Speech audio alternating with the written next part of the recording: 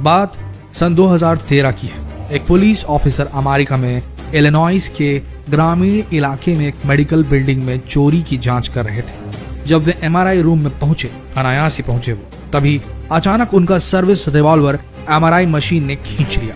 काफी कोशिशों के बाद भी उस रिवॉल्वर को नहीं निकाला जा सका। उसे तभी निकाला जा सका जब उस मशीन के निर्माता को संपर्क किया गया। 2013 में हुई पुलिस अफसर के साथ ये घटना पहली नहीं थी।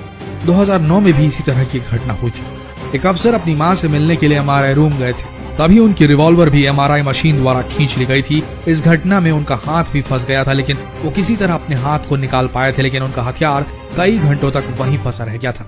इसी तरह 2006 में न्यूयॉर्क में एक पुलिस ऑफिसर के साथ एक घटना घटी थी। एक पुलिस ऑफिसर गन लेकर एमआरआई रूम में घुस गए, जिस कारण से उनकी गन को मशीन ने अपनी तेज मैग्नेटिक फील्ड से खींच लिया और इस घटना में गन से गोली भी चल गई, जो दीवार पर जाकर लगी। खुशकिस्मती ये रही कि किसी की जान नहीं गई।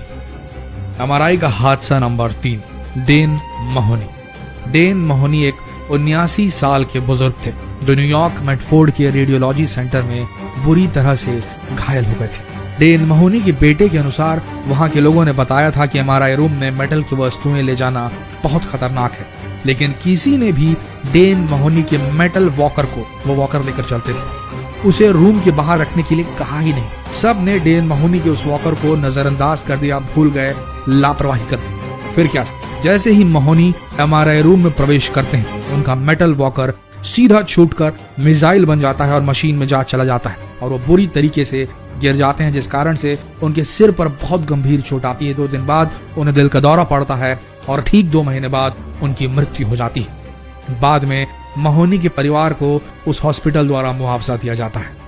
एमआरआई का हादसा नंबर 2, माइकल कोलंबिनी। यह घटना 2001 में न्यूयॉर्क शहर के वेस्ट चेस्टर मेडिकल सेंटर में घटी। माइकल कोलंबिनी 6 साल का बच्चा था जिसके ब्रेन में एक ट्यूमर था और उसकी हाल ही में सर्जरी हुई थी और सर्जरी की प्रोग्रेस देखने के लिए, जो हीलिंग हुई थी उसको चेक करने के लिए एमआरआई कराने की नसीहत दी गई थी।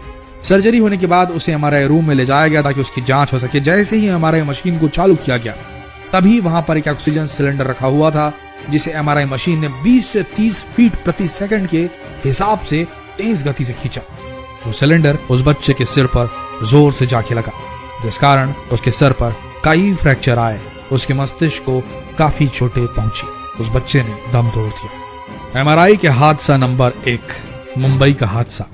यह घटना 2014 के एक मुंबई के हॉस्पिटल की है। स्वामी रमैया, जो कि एक तकनीकी सहायक थे, वे एमआरआई मशीन को स्कैन के लिए तैयार कर रहे थे, तभी उन्होंने वार्ड बॉय सुनील जाधव को ऑक्सीजन मास्क लाने के लिए कहा। सुनील वहां पर नया लगा था, नया कर्मचारी था, इसलिए उसे एमआरआई रूम के बारे में ज्यादा पता नहीं था, उसे रूल्स रेगुलेशन नहीं पता थे।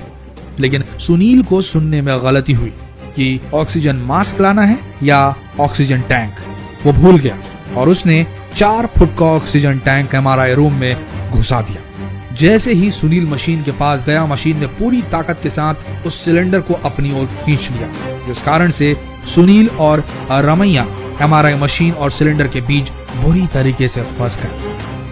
ये दोनों उस मशीन में 4 घंटे तक फंसे रहे, क्योंकि उस मशीन का इमरजेंसी स्टॉप बटन काम नहीं कर रहा था। इस घटना में जाधव के कंधे फ्रैक्चर हुए और रमैया की किडनी डैमेज हो गई और इंटरनल ब्लीडिंग शुरू हो गई। वहां के लोगों ने बताया कि उस सिलेंडर को निकालने के लिए रस्सियों का सहारा भी लिया गया, लेकिन जब तक उस मशीन के टेक्नीशियन नहीं आए तब तक उसे निकाला नहीं जा सका। बाद में उन दोनों का इलाज उसी अस्पताल में हुआ और उन्हें मुआवजा भी दिया गया।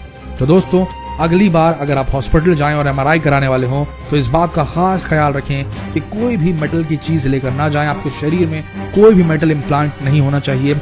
एमआरआई सेफ मटेरियल से जो इम्प्लांट होंगे वही सेफ रहेंगे, अन्यथा नहीं। इस बात का खास ख्याल रखें। जितना हो सके इस वीडियो को शेयर करें, फेसबुक पर शेयर करें, व्हाट्सएप पर शेयर करें। न जाने कब आपको एमआरआई की जरूरत पड़ जाए। तो मिलते हैं अगले वीडियो में, तब तक के लिए बने रहिए हमारे इस दिलचस्प पेज के साथ, जिसमें आने वाले दिनों में कुछ बहुत ही रोचक वीडियोस डलने वाले हैं।